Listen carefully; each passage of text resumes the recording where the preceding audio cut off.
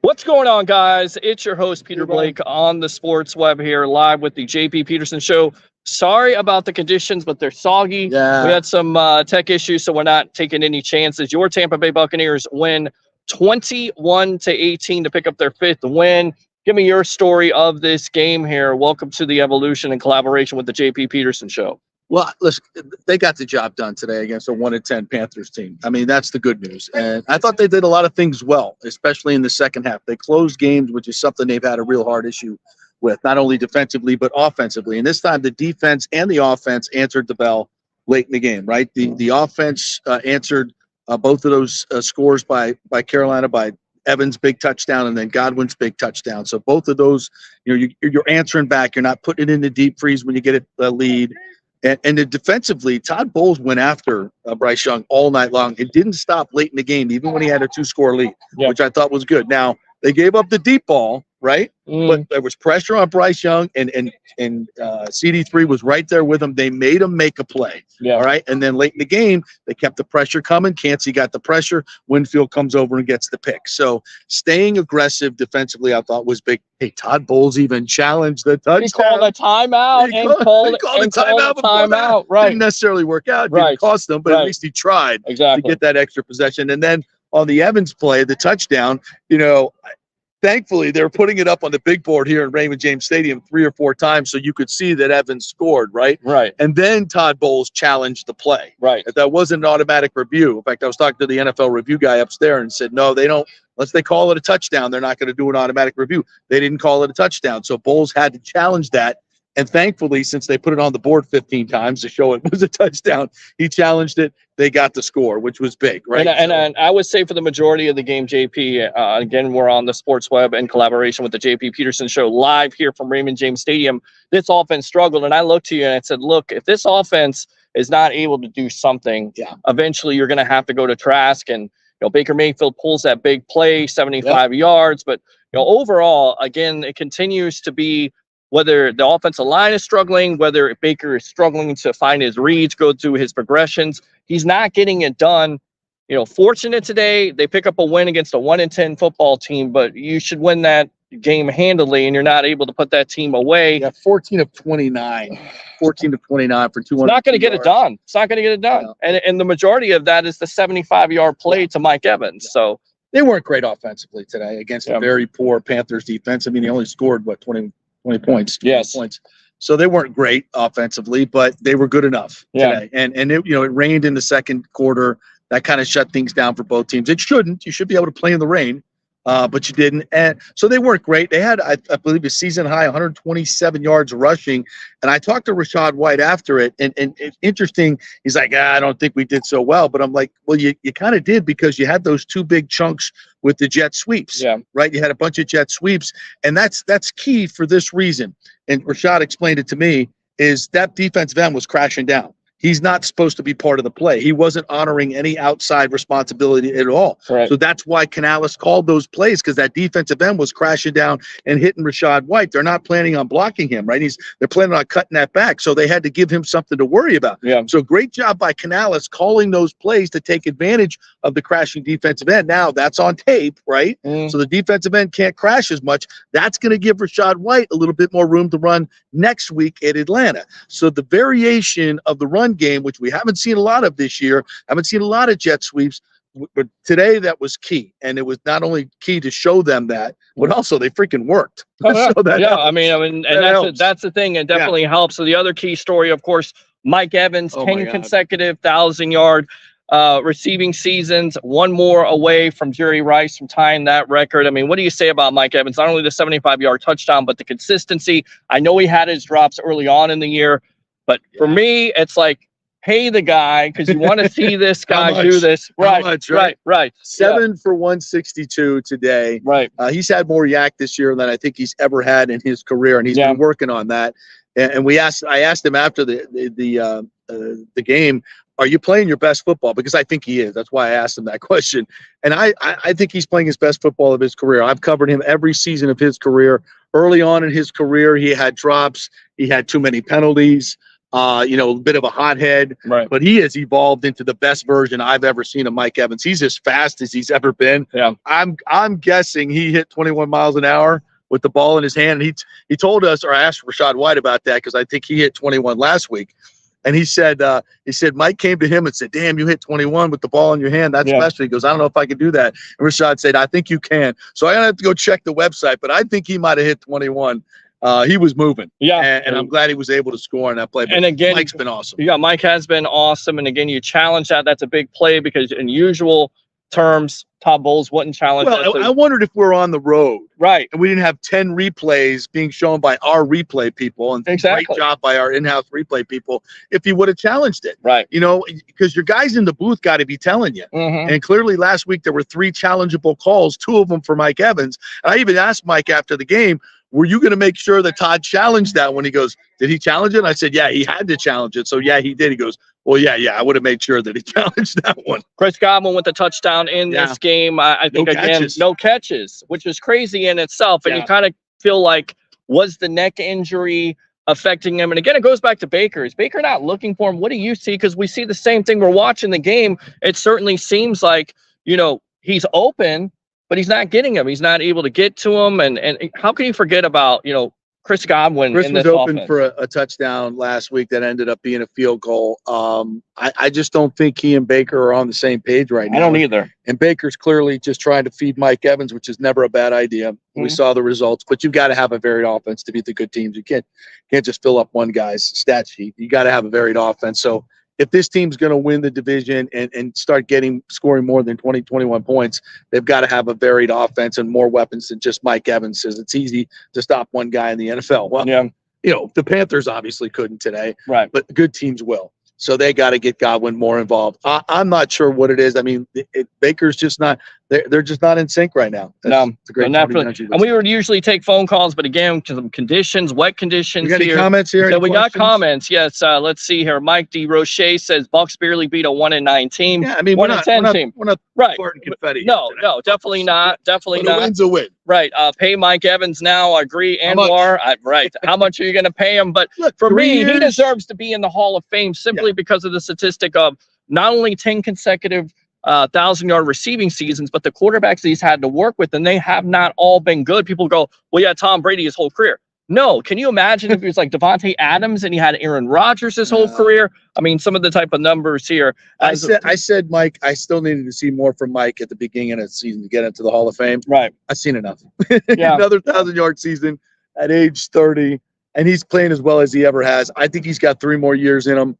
I would pay him not elite level money, right? But I would, I think Mike wants to stay here, so there'll be somewhat of a discount. Maybe, I don't know, maybe he's pissed at the team for not extending him. He should understand that in this salary cap hell that we're in. But hopefully it all comes together and he stay here. Nobody wants to see Mike go, and I don't think he wants to go. No, definitely not. And what you're watching right now is the Sports Web, along with the JP Peterson Show live here from Raymond James Stadium. Let me get back home so I could take some phone calls, but we're doing this for you guys. Got any other questions? Yes. Rob says defense is the main problem.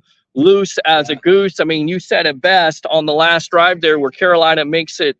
I get it. You're going to blitz and everything like that, but you said it best. They let him go down there, and you can't let that team go down there and give credit to what credit is due. At least I want him to go down fighting. Right. And you make them make a play. It's not wide open guys running in soft coverage. Carlton Davis made him throw the ball right in the bucket. Yeah. Made a great play on it. It was DJ Shark, I think, maybe. Yes. Made a great play on it. Yes. If they beat you on a great play, fine. If they beat you because you're leaving guys wide ass open and you're 15 yards off the ball, that's a coaching problem. Okay. So I'm glad that Bowles got more aggressive. And again, it didn't pay off on that drive, but it paid off on the next drive when they got the interception. And I think the future is bright because we talk about Yaya Diaby. Antoine Winfield Jr. had a game. Antoine, 8 tackles, leads the team, 3 pass breakups, huge pick, 2 tackles for loss, a sack. I mean, what can you do?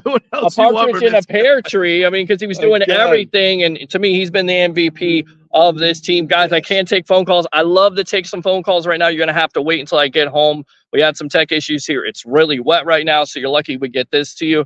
But yeah, Bucs win 21-18 to go to 5-7. Big time date with the Atlanta Falcons, who barely won today. They beat the Falcons next week. They're in first place. Right. And somebody says, Bucs are a bad football team. I thought 54, 45, 35 replacements did a good job. I mean, the linebackers, They did. very active. Russell had a sack in this game. He had a heck of a day for and they had to put Brian Neal in as a linebacker. He played linebacker most of the game after having one practice. So he probably played better than Devin White does most days. Better effort at this point. The thing is, with Devin not out there, there's not one person that they're going to go on in a key situation that they know is going to bust their assignment. Correct. So that you can't get to that game-winning play that they get to. So we are live from Raymond James Stadium in the cell phone shot. We're looking at some of these comments. Donald says Bucs are a very bad football team. Mike D. Roche thought 54, 45, 35 replacements did a good job. JP. Yes, I saw your sign. Yes, he was there with his sign. The game was absolutely miserable. Call a timeout, right? Which in the third quarter turned to fire bowls. I saw a couple fire bowls signs walking in. Okay. Yes, I saw your sign. That was excellent. Only second best sign of the weekend, though. The USF. USF one was there, and of course, my guy right here shares our pain. Right there, FSU getting hosed, getting screwed. Thanks, ESPN. Yeah, thanks a lot, ESPN.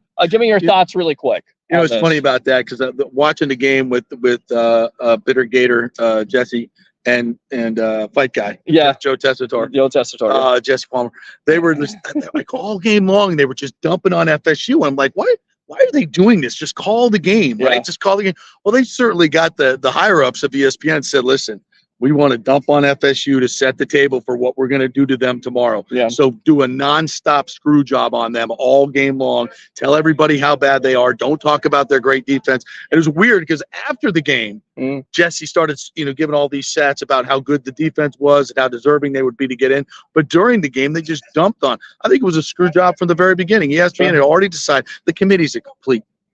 That's a joke, folks. It's a joke. That's a complete joke. They're just told by ESPN. An undefeated team that 3-0 versus ESPN the top 25 owns got screwed. They follow the money. Yes. They own the playoff. Yep. They didn't want to see a defensive game like the ACC championship game in a semifinal because it's bad for ratings. And of course, FSU tried to leave the ACC last year and break up the entire conference, get out of the grant and rights to ESPN, which ESPN makes a fortune on because it's a horrible deal for FSU. So FSU tried to take a lot of money out of ESPN's pocket. And you know what? Those chief executives said, oh, really? Yeah. Okay, we'll decide this one for you. Exactly. You guys aren't in the playoff. It's all politics. It's all complete freaking corruption. Nonsense. Nonsense. Yes. It's complete. And I just want to say one thing to Kirk Herbstreit, who knows who the best teams are. Like he said, the best teams should get in. Well, Herbie, who are the best teams? You've been telling me for a month that Oregon was the top 4 team. They're the best 4. They're right, and then they lose on the field to Washington. Yeah, that's how these games are decided on the field. You thought they were the best. They're not the best. You think Alabama's better than FSU. How do you know? You think Michigan's better than FSU? How do you know? You think Washington? How do you know? Nobody's beaten them. Nobody's done anything in the second half against them. They're a second half defensive football team. That's how they win games. Not every team wins games scoring 40, 50 points. And for Texas to jump them just because they scored 48 against a horrible Mike Gundy Oklahoma State team. Because they beat Alabama and because Texas is going into the SEC next year. Because Texas beat Oklahoma State and scored a lot of points that jumped them ahead of Florida State. Exactly. Really? Explain it. I really do hope no one looks at tonight's miserable football game that the Bucs barely beat a 1-11 football team. I think they're going to go on a run. Bulls' horrendous coaching is going to appear. Again, I mean, I don't know what to say, JP. I mean, I'm looking for the solution for this offense. It continues to struggle. You get it going with one big play, and then you get the end around to Chris Godwin, 19-yard touchdown, his second rushing touchdown, 5th in Bucs history there behind Dawsey, Scott, and I'm trying to think. Deshaun Jackson. Paul Stewart, BuckPower.com provided us with that statistic. So, but again, the offense struggles. Baker, I look to you. I get it. They get the win, but is there a point where you've seen enough of Baker and it's time to see Trask? And I'm not a Trask fan. I didn't come in being a Trask fan, but I think this offense has kind of gone to their limit. 21 points is not going to beat anybody unless your defense is lights out. They're lucky that that's not a better team today because they probably would have lost. Oh, absolutely. We've seen that. They've lost the lesser teams or barely better teams. Right. It was funny because Trask went and like did a little jog on the sideline. We got a cheer. There was a cheer from the crowd. Right. Yeah. And then on the next play, Baker almost threw the pick Yeah. on the corner route. Yeah. Then he short completion, and then he ate the ball for a sack while Evans was wide open for the first down. I was like, oh, maybe they'll go to Trask now, but they weren't going to go with. Bowles is not going to do anything risky at all. He's the safest coach in the history of football, and that's why he's a losing coach. He is what it is. Let me give this question, Gator fan, and David says, Gator fan, I hate FSU, but they did get screwed. We all know it. There you go. David says, do you think that will mess up the recruiting for FSU? No, not at all. Okay. I don't think it. I think it probably, if anything, enhances their recruiting because I don't think it hurts at all. Right. But who knows? We'll see. What does enhance your recruiting is going 13-0. Yeah. And going to play in the Orange Bowl and hopefully beat Georgia, which might be a better semifinal game than the Michigan-Alabama game. Yeah. Michigan sucks. I mean, I don't even want to get on Alabama. I think Alabama's pretty good right now, but Michigan sucks. And Alabama, you want to make some money, folks? Go hammer Alabama right now. They were underdog to start. They're probably already a favorite now. Yeah. But they actually started with Michigan favored by 2, and I ran to my computer. I got another refi on my loan. Well, there's a part of me. There's a part of me that wants to see Michigan actually beat Alabama and Texas lose to Washington. So you have Michigan and Washington in the championship game. But I don't know if that's going to happen. Alabama right now seems like they have all the momentum. Look who's in the background there. Does he want to come in here and talk a little Bucs football there? Maybe he'll hold this. Maybe I'll just hold this on you guys. What you got to do. Do whatever you got to do. There you go. Anything about Florida State? I know you're bemoaning that the Seminoles weren't able to get it done. They got it done and they got robbed. We talked about this on your show. I said last week on the show that they probably need to get some style points to get in. And I guess I was right. But in the end, I don't think ESPN was ever going to let them in. They had already planned it. The winner of the SEC championship game was going to leapfrog, and if Texas won, which of course they were, they already had this planned out. They ordered the code red. Well, that's what they did. The first domino was Washington winning. Right. Because had Oregon won, if, now they both have a loss. Wait, Herbie said they were one of the 4 best teams for the last month and a half. Yeah. So then the next domino became Texas had to win. Right. They did, and then if Georgia lost, we talked on your show about you don't need Georgia to lose, and Alabama now became very. I mean, I kept going back and forth with every Yahoo imaginable last night on social media and off the air, text messages, whatever. What planet are you on that Alabama's not in? Yeah, Alabama should be in. Alabama was going to be in because they are the biggest love-hate brand in college football. Peter Blake. Yeah, the biggest love-hate brand. Yes, absolutely. We'll do like this. There we go. There you go. Right. So that works out. That works out too. But anyway, on this, you guys have been going on and on about this, and the fans, I'm sure, are interested in this. It was not pretty for a while. Did we find out is 10 possessions in a quarter an NFL record? I think 10 possessions in the third quarter. 10 possessions. The Buccaneers had 4 3-and-outs and a 1-play 75-yard touchdown to Mike Evans in the third quarter. Carolina punted the ball 5 times in the third quarter. It's got to be close to that many possessions. However, you could win this game. They did win the game. It was not pretty. It's one of the worst teams in the league, but at least it keeps you relevant going to next week, which is all we care about. Because in the Reeves household, we kept going over this.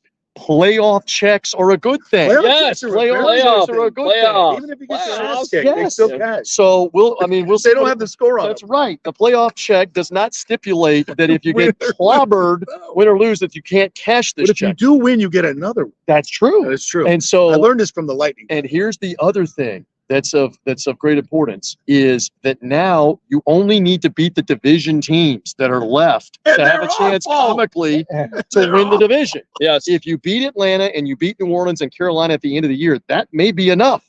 The 8 wins right there against those teams with the tiebreakers may be enough. Who knows what's going to happen? But at least you're in it.